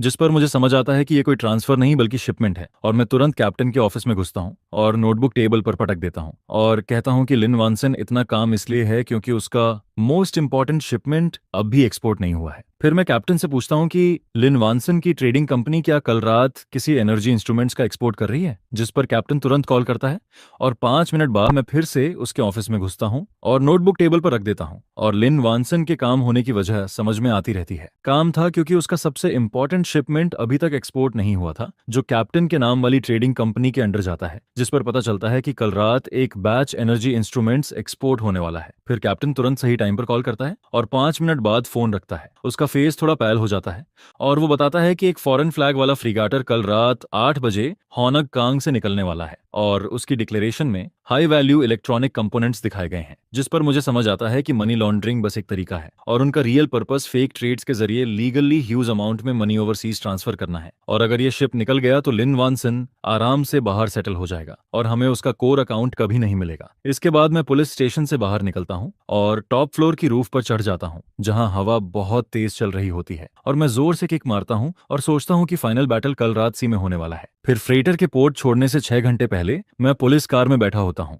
और विंडो से बाहर तेजी से पीछे जाती स्ट्रीट को देखता रहता हूँ, जिस पर कैप्टन लगातार इमरजेंसी सर्च वारंट के लिए कॉल्स करता रहता है। उधर इंट्रोगेशन रूम में लिन वानसन वॉल की तरफ देखता रहता है और उसका लॉयर पीछे खड़ा होता है, जो पुलिस के सामने बेल एप्लीकेशन पुश करता है और कहता है कि आपके पास कोई डायरेक्ट एविडेंस नहीं है, रूल्स के हिसाब से आपको उसे छोड़ना पड़ेगा। जिस पर लिन वानसन खड़ा होता है, अपने स्लीव्स ठीक करता है और उसके फेस पर एक विक्टर वाली स्माइल होती है, जैसे उसे ऑलरेडी दिख रहा हो कि फ्रीगाटर ओपन सी में निकल रहा है। इसके बाद डॉक पर बहुत तेज हवा चल रही होती है और मैं स्वॉट टीम के साथ नेथन के जायंट शिप फार शोर पर पहुंचता हूं, जहां कंटेनर्स पहाड़ों की तरह नीटली स्टैक्ड होते हैं। जिस पर कैप्टन कहता है कि लिन वानसन का बेल प्रोसेस बस 1 घंटे में पूरा हो जाएगा और अगर हम इस 1 घंटे में कुछ नहीं ढूंढ पाए तो वो पूरी तरह फ्री हो जाएगा। फिर मैं तुरंत कार से कूदता हूं और ब्लैक नोटबुक की कॉपी पकड़कर पियर के एज की तरफ भागता हूं, जहां कोऑर्डिनेट्स उसी जगह पॉइंट करते हैं। जिस पर डॉक मैनेजर हमारे पास आता है और हमें रोकने की कोशिश करता है। वो काफी घबराया हुआ लगता है, उसकी नजरें बार बार कंटेनर्स की तरफ जाती रहती हैं और वो कहता है, ऑफिसर ये रूल्स के खिलाफ है, बिना अप्रूवल के कोई इन गुड्स को टच नहीं कर सकता। लेकिन मैं उसकी बात इग्नोर करता हूं और कंटेनर नंबर THX09 की तरफ बढ़ता हूं, क्योंकि नोटबुक का कोड गलत नहीं है तो लिन वानसन के सारे सीक्रेट्स यहीं छिपे होते हैं। उधर लिन वानसन अपने लॉयर के साथ इंटरोगेशन रूम से बाहर निकलता है और पुलिस स्टेशन के लॉबी में खड़ा होकर कैमरा के सामने अपनी टाई ठीक करता है और फिर से वही फेक फिलैंथ्रोपिस्ट वाला फेस बना लेता है और कहता है कि ये सब एक मिसअंडरस्टैंडिंग है और उसे लॉ पर पूरा भरोसा है। जिस पर डॉक पर शंटिंग कार जोर की आवाज करती है और कंटेनर THX09 धीरे धीरे उठाकर ओपन स्पेस में रखा जाता है। फिर कैप्टन सर्च वारंट के साथ खुद अपने हाथों से कंटेनर की सील तोड़ता है और जैसे ही डोर खुलता है, अंदर टाइटली पैक्ड वुडन बॉक्सेस भरे होते हैं, जिन पर लेबल होता है प्रिसिजन मेडिकल इंस्ट्रूमेंट्स शेंगलिन। जिस पर कैप्टन कहता है कि अगर ये इंस्ट्रूमेंट्स हैं तो हमारे पास कुछ करने का रीजन नहीं है। लेकिन मैं अंदर जाता हूं और हल्की चेंट्रिले जैसी स्मेल फील करता हूं और सबसे अंदर जाकर एक बॉक्स को स्टिक से खोलता हूं, जिसमें सच में इंस्ट्रूमेंट होता है, लेकिन उसका बेस थोड़ा सस्पिशियस लगता है। फिर मैं जोर से पुश करता हूं, जिस पर बेस थोड़ा स्लाइड होता है और नीचे एक हिडन लेयर रिवील हो जाता है, जहां गोल्ड या कैश नहीं होता बल्कि एक छोटा सर्वर चल रहा होता है और साथ में कई ओरिजिनल लेजर्स रखे होते हैं। जिस पर कैप्टन एक्साइटेड होकर कहता है कि मिल गया, और मैं सर्वर का डिस्प्ले ऑन करता हूं, जहां real cross border transaction data सामने आने लगता है। हर फंड का फ्लो क्लियर दिखता है और उसका फाइनल पॉइंट 0003 के ओवरसीज अकाउंट तक जाता है, और उससे भी इंपॉर्टेंट लेजर में 0003 और ओवरसीज ऑर्गेनाइजेशन के बीच हैंडराइटन एग्रीमेंट भी होता है। जिस पर कैप्टन तुरंत कम्युनिकेशन डिवाइस निकालता है, उसकी आवाज कांप रही होती है और वो ऑर्डर देता है कि 0003 को तुरंत अरेस्ट किया जाए। उधर पुलिस स्टेशन के बाहर लिन वानसन का एक पैर ऑलरेडी बाहर निकलने वाला होता है। तभी पुलिस अचानक स्टेप्स से नीचे दौड़ते हुए आते हैं और उसे सीधे कार डोर पर दबा देते हैं, जिस पर वो चिल्लाता है कि ये इल्लीगल अरेस्ट है और वो कंप्लेन करेगा, लेकिन फिर भी स्ट्रगल करता रहता है और उसके गोल्ड ग्लासेस गिर जाते हैं, जिन्हें पुलिस पैर से कुचल देते हैं। फिर ऑफिसर कहता है कि डॉक से तुम्हारा प्राइवेट सर्वर और ओरिजिनल लेजर मिल चुका है, अब क्या कहना है। जिस पर लिन वानसन का फेस इंस्टेंटली पैल से ग्रे हो जाता है और वो फोन में डॉक की फोटोज देखता है और उसका पूरा शरीर ढीला पड़ जाता है। उधर डिटेंशन सेंटर में लियू रुयान भी लाइव न्यूज देख रहा होता है। वो शॉक में बैठा रहता है क्योंकि उसे उम्मीद थी कि लिन वानसन उसे बचा लेगा, लेकिन अब वो पूरी तरह टूट जाता है। इसके बाद नेक्स्ट रूम में ट्यूटर जोर से डोर नॉक करता है और समझ जाता है कि लिन वानसन अब खत्म हो चुका है और उसे डेथ सेंटेंस मिल सकता है। फिर मैं पियर पर खड़ा होकर सी ब्रीज फील करता हूँ और देखता हूँ कि लेजर्स पुलिस कार में लोड किए जा रहे हैं और अब कोई भी बचकर नहीं जा सकता है। मैं पियर पर सी ब्रीज में खड़ा रहता हूँ और उन लेजर्स को एक एक करके पुलिस कार्स में लोड होते हुए देखता हूँ, जिस पर मैं मन ही मन कहता हूँ कि अब तुम में से कोई भी इस मैटर से बच नहीं सकता। जिस पर जीरो वानसान को वापस इंटरोगेशन रूम में लाया जाता है। इस बार उसके साथ कोई लॉयर नहीं होता, वो एक थके हुए पुराने थीफ की तरह चेयर पर बैठा रहता है। फिर जब मैं पुलिस स्टेशन लौटता हूँ तो उसे फेलनी सेक्शन की तरफ ले जाया जा रहा होता है और वो मेरी तरफ देखता है। उसकी आंखों में डिस्पेयर और कंफ्यूजन भरा होता है। उसे समझ ही नहीं आता कि मैं, एक ऑर्डिनरी सीनियर, उसके सबसे सीक्रेट प्लान के बारे में कैसे जान गया। इसके बाद कोर्ट उसे मल्टीपल फेलनीज के लिए लाइफ इम्प्रिजनमेंट की सजा सुनाता है और उसकी सारी पर्सनल प्रॉपर्टी कन्फिस्केट कर ली जाती है, जिस पर लियू रुयान और टू शेंग के चार्जेस भी उनकी डेथ के बाद सेटल कर दिए जाते हैं और लियू रुयान को 15 साल की सजा मिलती है। वो कोर्ट में चिल्लाता है लेकिन कोई भी उसके लिए सिंपैथी फील नहीं करता और वो वंस फेमस मेंटर अपने सारे ऑनर्स खोकर बाकी लाइफ प्रिजन में बिताता है। फिर मैं प्रिजन विजिटिंग रूम में जाता हूँ जहाँ आखिरी बार मैं लियू रोयान को ग्लास के पार देखता हूँ। उसका पूरा बॉडी वीक और टूटा हुआ लगता है और वो मुझसे प्लीड करता है कि पास्ट को देखकर क्या मैं उसे कुछ लिविंग एक्सपेंसेस दे सकता हूँ, क्योंकि उसके पेरेंट्स बैंकरप्ट होकर स्ट्रीट्स पर रह रहे हैं। जिस पर मैं उसे देखता हूँ लेकिन मेरे दिल में कोई भी फीलिंग नहीं आती है और मैं उससे कहता हूँ कि ये रास्ता तुमने खुद चुना था। जब तुमने पिछले लाइफ में मुझे मारा था तब क्या तुमने सोचा था कि मुझे भी जीने का चांस मिलना चाहिए? यह सुनकर लियू रुयान स्टंडन रह जाता है और उसे समझ नहीं आता कि मैं क्या कह रहा हूँ। इसके बाद मैं खड़ा होता हूँ और फिर वहां से निकल जाता हूँ और प्रिजन गेट के बाहर अपने पेरेंट्स को वेट करते हुए देखता हूँ, जिन्होंने एक नई कार खरीदी होती है जो ज्यादा एक्सपेंसिव नहीं होती लेकिन हमारे फैमिली के रीस्टार्ट का सिंबल बनती है। फिर स्कूल मेरे लिए ऑनर रेस्टोरेशन सेरेमनी रखता है और मुझे क्लोजिंग एलुमनी अवार्ड दिया जाता है और मैं पूरा प्राइज मनी लॉ स्कूल की पॉवर्टी वाइटैलिटी इकोनॉमिक्स कमेटी में लिन वॉनसन के गाइडेंस डेस्क को डोनेट कर देता हूँ, जिस पर सिटी का पूरा मनी लॉन्ड्रिंग नेटवर्क डिस्ट्रॉय हो जाता है। लेकिन मुझे पता होता है कि उस फॉरेन ऑर्गेनाइजेशन का बैज अभी भी मेरे माइंड में छपा हुआ है। फिर कैप्टन मुझे बताता है कि लिन वॉनसन उस ऑर्गेनाइजेशन का बस एक एजेंट था और रियल मास्टरमाइंड ने उससे सारे कनेक्शंस कट कर दिए हैं। इसके बाद लाइफ फिर से नॉर्मल लगने लगती है। मैं ग्रेजुएट स्कूल में एडमिशन लेता हूँ और रोज लाइब्रेरी और क्लासरूम के बीच चलता रहता हूँ, लेकिन इसके बावजूद मैं अलर्ट रहता हूँ और लिन वॉनसन के सर्वर से मिले कोड के लेफ्टओवर्स से एक मॉनिटरिंग प्रोग्राम बनाता हूँ। फिर एक रात लेट में अचानक मेरे कंप्यूटर स्क्रीन पर मैप में एक रेड डॉट तेजी से ब्लिंक करने लगता है, जो उस डीप सी ऑर्गेनाइजेशन के बैकअप नोड को दिखाता है और उसकी लोकेशन सिटी के दूसरे साइड पर होती है, जिस पर मुझे रियलाइज होता है कि यह बैटल अभी खत्म नहीं हुई है। लिन वॉनसन जरूर गिर गया लेकिन डीप सी अभी भी जिंदा है। फिर मैं अपना कोट उठाता हूँ और डॉर्मेट्री से बाहर निकल जाता हूँ। कैंपस का बैक माउंटेन पाथ पूरी तरह शांत होता है, सिर्फ हवा में पत्तों की आवाज सुनाई देती है, जिस पर अचानक एक ट्री के नीचे खड़ा एक ब्लैक शैडो दिखता है, जैसे वो काफी देर से मेरा इंतजार कर रहा हो। और वो कहता है, होली स्पिरिट, तुम बहुत स्मार्ट हो और स्मार्ट लोग ज्यादा देर तक जिंदा नहीं रहते। लिन वॉनसन इसका एग्जाम्पल है। जिस पर मैं रुक जाता हूँ और क्वाइटली अपने पॉकेट में अलार्म को टच करता हूँ और उससे पूछता हूँ कि तुम कौन हो, जिस पर वो जवाब देता है कि मैं वो हूँ जो चू शेंग का डेट कलेक्ट करने आया है और तुम सोचते हो कि लेजर मिल गया तो तुम जीत गए, लेकिन वो तो बस वही था जो हम तुम्हें दिखाना चाहते थे। फिर वो शैडो अपनी पॉकेट से एक सेम बैज निकालता है और मेरे पैरों के पास फेंक देता है, जिसे देखकर मेरा दिल तेजी से धड़कने लगता है, क्योंकि अब मुझे समझ आता है कि लिन वॉनसन का डाउनफॉल भी इस ऑर्गेनाइजेशन की प्लानिंग का हिस्सा था और मैं अनोनली उनका टूल बन गया। जिस पर मैं उस शैडो की तरफ देखता हूँ और मेरी आईज में डिटर्मिनेशन आ जाता है और मैं सोचता हूँ कि अगर वो गेम खेलना चाहते हैं तो मैं भी एंड तक खेलूंगा। लेकिन वो शैडो जल्दी से वुड्स में गायब हो जाता है और मैं उसे ब्लाइंडली चेस नहीं करता, बल्कि नीचे झुककर उस बैज को उठाता हूँ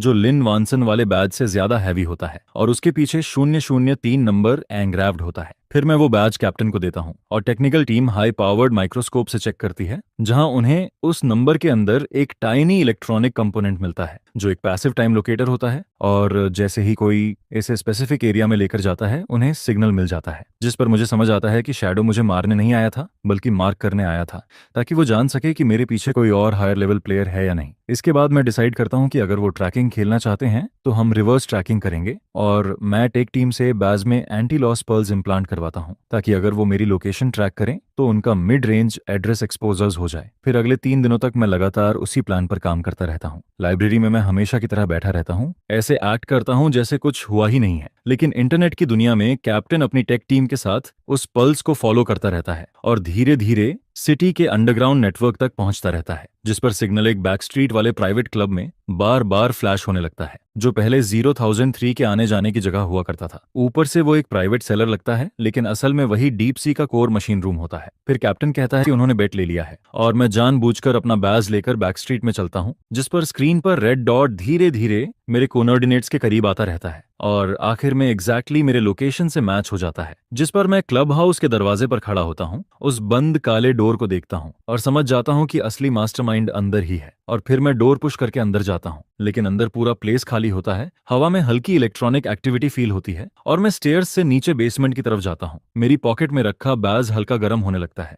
जो दिखाता है कि सामने वाला मेरे सिग्नल को तेजी से रीड कर रहा है। फिर मैं बेसमेंट का आखिरी डोर खोलता हूँ, जहां वॉल पर लगे server screens dark blue light में फ्लिकर करते रहते हैं और एक ब्लैक शैडो मेरी तरफ बैक करके केबल्स के बीच बैठा होता है, जिस पर वो कहता है, सेक्रेड फॉरेस्ट, तुम मेरी सोच से ज्यादा बोल्डिश निकले। क्या तुम्हें लगता है कि तुम पुलिस को यहाँ खींचकर जीत जाओगे? और वो टर्न करता है। उसके हाथ में एक रिमोट होता है जो फिजिकल डिस्ट्रक्शन डिवाइस होता है। वो कहता है कि जैसे ही वो इसे प्रेस करेगा सारे मनी लॉन्ड्रिंग रिकॉर्ड्स खत्म हो जाएंगे। जिस पर मैं कहता हूं कि तुम प्रेस कर सकते हो, लेकिन तुम्हें नहीं पता कि 3 मिनट पहले इस रूम का सारा डेटा पुलिस क्लाउड में सिंक हो चुका है। यह सुनकर सोम्ब्र शॉक हो जाता है और कीबोर्ड पर तेजी से टाइपिंग करने लगता है, लेकिन उसे पता चलता है कि सिस्टम अब उसके कंट्रोल में नहीं है, क्योंकि चू शेंग की नोटबुक में सिर्फ कोऑर्डिनेट्स ही नहीं बल्कि उनके सिस्टम का बैकडोर भी था। और मैं पिछले आधे महीने से इसी मोमेंट के लिए तैयारी कर रहा था। जिस पर शैडो गुस्से में अपनी वेस्ट से वेपन निकालने की कोशिश करता है, लेकिन मैं तुरंत पीछे की तरफ जंप करता हूं और एक सर्वर कैबिनेट से टकरा जाता हूं। उसी समय बेसमेंट का वेंटिलेशन सिस्टम टीयर गैस छोड़ता है और कैप्टन स्वॉट टीम के साथ ऊपर से एंट्री करता है और तुरंत उस ब्लैक शैडो को जमीन पर गिरा देते हैं और उसे अरेस्ट कर लेते हैं। फिर मैं उसका मास्क हटाता हूं और देखकर शॉक्ड रह जाता हूं, क्योंकि वो स्कूल सिक्योरिटी ऑफिस का डिप्टी डायरेक्टर निकलता है। मतलब ये ऑर्गेनाइजेशन हमारे बीच तक इन्फिल्ट्रेट कर चुकी थी, जिस पर इन्वेस्टिगेशन में पता चलता है कि वही डीप सी का लास्ट सीनियर एजेंट था इस कंट्री में। और उसके पकड़े जाने के बाद पूरे मनी लॉन्ड्रिंग नेटवर्क की स्ट्रक्चर पूरी तरह सामने आ जाती है, जिस पर पता चलता है कि जीरो वंसान सिर्फ फंड्स हैंडल करता था और ये डिप्टी डायरेक्टर सिक्योरिटी और एविडेंस डिस्ट्रक्शन संभालता था, जबकि असली बिग बॉस एक ओवरसीज इन्वेस्टमेंट ग्रुप होता है। फिर उसकी इन्फॉर्मेशन के आधार पर पता चलता है कि उनके पास अभी भी एक लास्ट इलीगल फंड बाकी है, जो आज रात उनके एस्केप के लिए यूज होने वाला है। जिस पर मैं तुरंत उसके अथॉरिटी से उनके कोर सिस्टम में लॉगिन करता हूं और स्क्रीन पर दिखता है कि करीब $300 मिलियन का fund final white washing process में है, जिसे हजारों छोटे अकाउंट्स में डिवाइड करके वर्चुअल करेंसी प्लेटफॉर्म के जरिए बाहर भेजा जा रहा है। फिर कैप्टन मुझे सिर्फ 10 मिनट देता है और कहता है कि अगर मैं उनका एन्क्रिप्शन तोड़ दूं तो ये पूरा अमाउंट रोका जा सकता है। जिस पर मैं कंप्यूटर के सामने बैठता हूं और तेजी से टाइपिंग शुरू करता हूं। ये सिर्फ जस्टिस के लिए नहीं बल्कि अपने पास्ट लाइफ का हिसाब चुकाने के लिए भी करता हूं। तभी सामने वाले हैकर्स मेरे अटैक को डिटेक्ट कर लेते हैं और जोरदार काउंटर अटैक शुरू कर देते हैं। स्क्रीन पर कोड्स की फ्लड आने लगती है और मेरे माथे पर ठंडा पसीना आने लगता है। 3 मिनट, 2 मिनट, समय तेजी से खत्म होता रहता है और जैसे ही प्रोग्रेस 90% के पास पहुंचती है, अचानक उनका डिफेंस कोलैप्स हो जाता है और सारे फंड्स फ्रीज हो जाते हैं। जिस पर बाहर इंटरोगेशन रूम के पास जोरदार चीयर्स सुनाई देते हैं, क्योंकि ये 300 मिलियन फ्रीज होने का मतलब है कि डीप सी की पावर इस कंट्री में पूरी तरह खत्म हो चुकी है। फिर 3 महीने बाद सिटी के हिस्ट्री का सबसे बड़ा transnational money laundering case officially conclude होता है, जिस पर लिन वॉनसन, सिक्योरिटी डिपार्टमेंट का डिप्टी डायरेक्टर, मेंटर और बाकी मेन कल्प्रिट्स को लाइफ इम्प्रिजनमेंट और डेथ पेनल्टी विद डिले की सजा मिलती है, जबकि लियू रुयान को की क्लूज देने के लिए 12 साल की सजा होती है। इसके बाद मैं फिर से प्रिजन जाता हूं, इस बार फाइनल प्रोसीजर्स के लिए, और कॉरिडोर में लियू रुयान को देखता हूं, जिसे लेबर कैंप के लिए ले जाया जा रहा होता है। वो रफ यूनिफॉर्म में होता है, उसके बाल बिखरे हुए होते हैं और उसकी आंखें पूरी खाली लगती हैं। जिस पर वो मुझे देखता है, उसके होंठ हिलते हैं जैसे वो कुछ कहना चाहता हो, लेकिन फिर वो सिर झुका लेता है और मैं बिना रुके आगे बढ़ जाता हूं और उसे दूसरी बार देखने की भी जरूरत महसूस नहीं करता। अब वो मेरे लिए बस एक नाम बन चुका है और मैं कोर्ट हाउस से बाहर निकलता हूं, जहां ब्राइट सनलाइट फैल रही होती है एंड रिपोर्टर्स चारों तरफ इकट्ठा हो जाते हैं। लेकिन मैं सभी इंटरव्यूज मना कर देता हूं और कहता हूं कि मैं बस एक नॉर्मल लॉ स्टूडेंट हूं, जो वही कर रहा है जो उसे करना चाहिए था। मैं बस एक ऑर्डिनरी लॉ स्टूडेंट हूं। जिस पर मेरे पेरेंट्स दूर से मुझे वेव करते हैं। वो अब पहले से काफी यंग दिखते हैं और उनके चेहरे पर अब वो डर और झिझक नहीं होती और मैं उनके पास जाकर उन्हें कसकर हग करता हूं। उस पल मैं सच में फील करता हूं कि मैं दोबारा जीने लगा हूं। मेरे पिछले लाइफ के नाइटमेयर्स, वो ठंडी मार और होपलेस मोमेंट्स, सब कुछ इसी पल में पूरी तरह खत्म हो जाता है। 1 साल बाद यूनिवर्सिटी के ग्रेजुएशन सेरेमनी में मैं डली हॉल में स्टेज पर आउटस्टैंडिंग ग्रेजुएट्स के रिप्रेजेंटेटिव के रूप में खड़ा होता हूं और ऑडियंस में मेरे पेरेंट्स और गोल्डन नीडल टीम के कैप्टन बैठे होते हैं और वो सभी मेरे लिए क्लैप करते रहते हैं। जिस पर मैं बोलता हूं कि लॉ सिर्फ रूल्स नहीं है, ये वीक लोगों के लिए शील्ड है और स्ट्रांग लोगों के लिए स्वॉर्ड है और हमारा काम है कि ये स्वॉर्ड हमेशा गलत लोगों के सिर पर लटका रहे। इसके बाद सेरेमनी खत्म होने पर मैं कई टॉप ऑफर्स को रिजेक्ट कर देता हूं और पब्लिक सिक्योरिटी सिस्टम के पब्लिक लॉयर टीम ज्वाइन करने का डिसीजन लेता हूं। फिर मैं सोचता हूं कि जो मैंने सीखा है उससे मैं उन लोगों को प्रोटेक्ट करूंगा जो मेरे पिछले लाइफ की तरह हेल्पलेस हैं। शाम को मैं अकेले बीच पर जाता हूं, जहां वेव्स बार बार रीफ से टकराती हैं और उनकी आवाज साफ सुनाई देती है, जिस पर मैं अपनी पॉकेट से वो डीप सी बैज निकालता हूँ और पूरी ताकत से उसे सी में फेंक देता हूँ और उसे वेव्स में खोते हुए देखता रहता हूँ। उसके साथ ही मेरे सारे सन्स, बेट्रेयल और पेन भी उसी सी में डूब जाते हैं और सब कुछ खत्म होता है। तभी फोन बजता है। कैप्टन का मैसेज आता है जिसमें लिखा होता है कि एक नया केस आया है जिसमें उसे लीगल एडवाइस चाहिए, जिस पर मैं मुड़ता हूँ और रोड के साइड खड़ी कार की तरफ चलने लगता हूँ। सनलाइट मेरी शैडो को लंबा और सीधा बना देती है और इस बार मैं लाइट की तरफ चल रहा होता हूँ। अब कभी पीछे मुड़कर देखने की जरूरत नहीं है। जस्टिस कभी देर से आता है, लेकिन जब कोई आगे बढ़कर खड़ा होता है तो वो कभी मिसिंग नहीं होता है।